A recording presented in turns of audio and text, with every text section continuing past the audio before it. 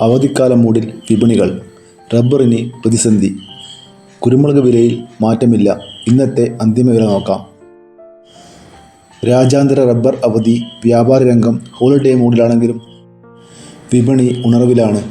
നമുക്ക് 26/12/2025 market close ചെയ്യുമ്പോൾ ഉള്ള വില നോക്കാം. വെളിച്ചെണ്ണ 313 രൂപ. വെളിച്ചെണ്ണ മില്ലിംഗ് 318 രൂപ.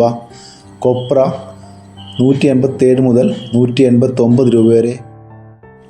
കുരുമുളക് ഗാർബിൾഡ് 719 രൂപ. കുരുമുളക് അൺഗാർബിൾഡ് 699 രൂപ.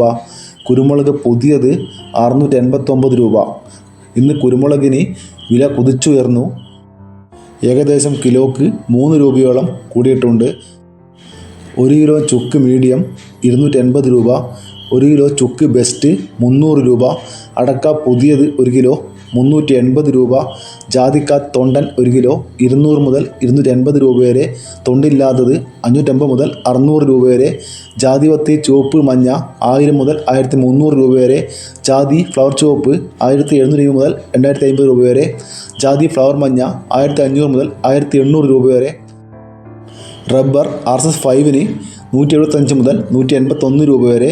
RSS 4-ന് 184 രൂപ. ഒട്ടുപാലിന് 120 രൂപ. ലാറ്റസ് 120 രൂപ. ഇതാണ് കേരളത്തിലെ അന്തിമ വില.